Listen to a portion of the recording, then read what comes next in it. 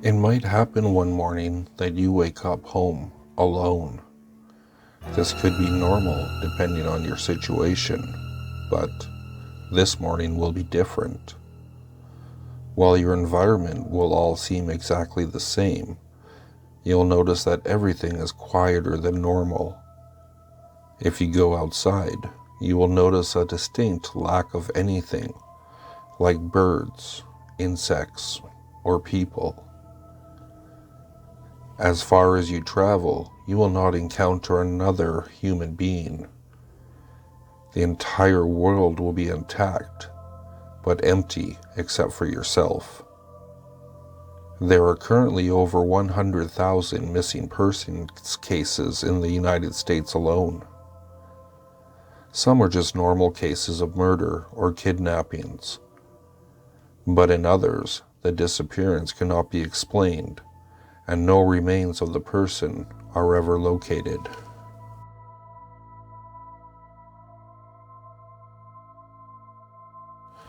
It was 4:03 in the morning and I woke up screaming. It was my dream. In my dream, I watched everyone I ever knew or loved be killed by the creature. It had a short, fat body and long, slender arms, which ended with claws that looked more like swords than claws. Its eyes were slit that glowed red in the darkness, and its teeth were long like horns and sharp like steak knives. It looked at me before it killed them, and laughed each time before it ripped apart my loved ones with its sharp claws. How had it found us? It tricked me into letting it into my home by mimicking the voice of my father. It couldn't come in without permission, it told me after it ripped out my mother's heart. The dream ended with the creature laughing its evil cackle and slowly walking towards me, dragging its claws on the floor. I screamed and sat up. I was in my room, in my bed, safe again. 4:03, I hear a knock at the door. I froze up instantly. "Tommy, I heard you screaming. Are you all right?" I heard my mother say. "What a relief, Mom's here." "I'm fine, Mom, just a bad dream," I replied. The relief washed over me. "Okay, honey, I got you a glass of water. Do you want it?" Mom said back to me. "Sure, come in," I said. And as those words left my mouth, I remembered that it was September, and I had moved back into my college dorm 3 weeks ago.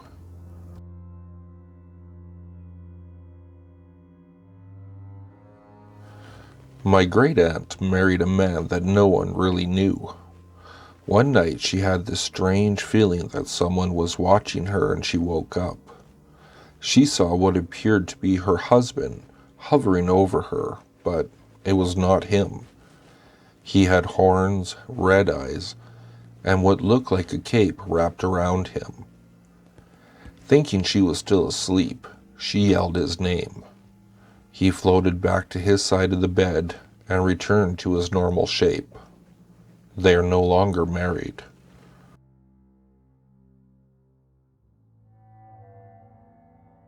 Every individual will make 16 choices in their lifetime that will forever alter the course of humanity. No more than 16, no less than 16. These choices will be small, and at the time of decision will mean nothing. They won't have to be choices which result in action.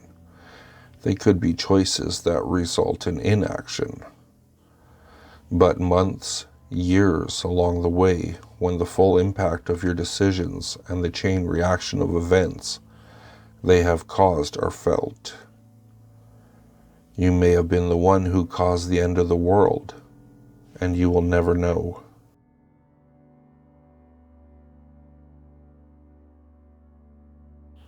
A déjà vu is actually a glitch in reality, and it indicates that something has just been changed.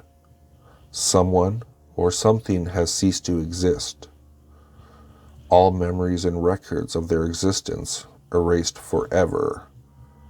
A déjà vu happens when they get into your brain, when they need to change your memories, maybe to erase your brother from the world.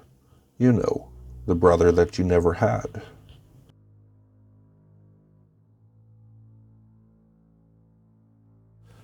He's just at the foot of my bed, watching me as I lay awake with that malicious smile.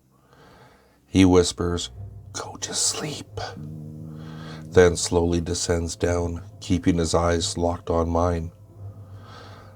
I'm too afraid to look away until he's finally out of my sight. I've never been so frightened.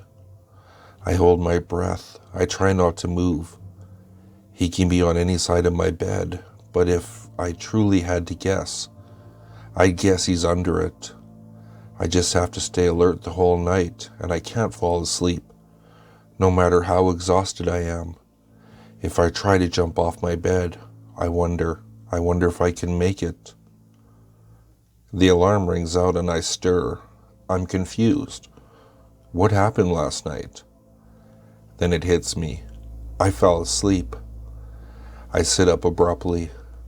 His eyes are the last thing I'll ever see.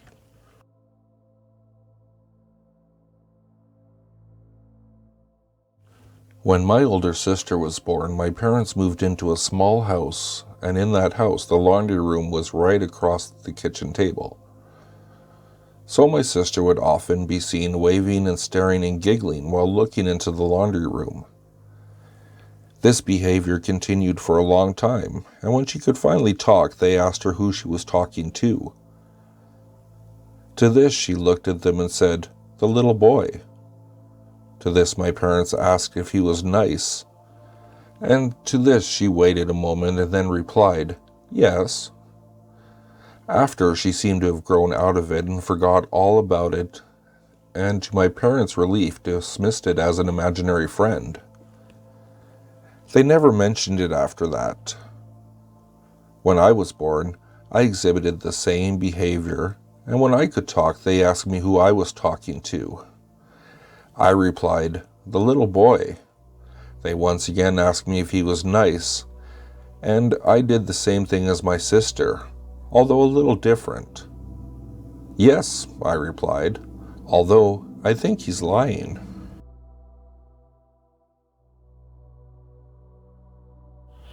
Make sure you only knock on people's doors that you know. Don't knock on strangers' doors. These were the most common words used by adults when the time came to Halloween. This year, though, Jennifer was going trick-or-treating for the first time ever. She was a little nervous. When she was ready, she walked out the door, said goodbye, and wandered up Oak Street.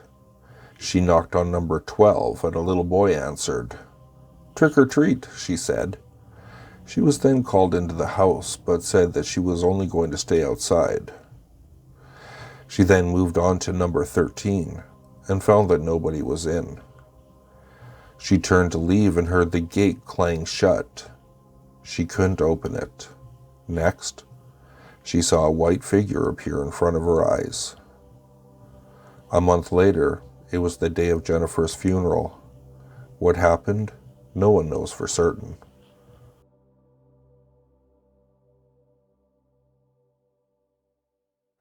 If you like what you heard, please like, subscribe, and share with your friends.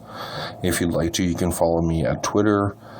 The handle is @FuzzyPantaloons, and I'll see you all next time.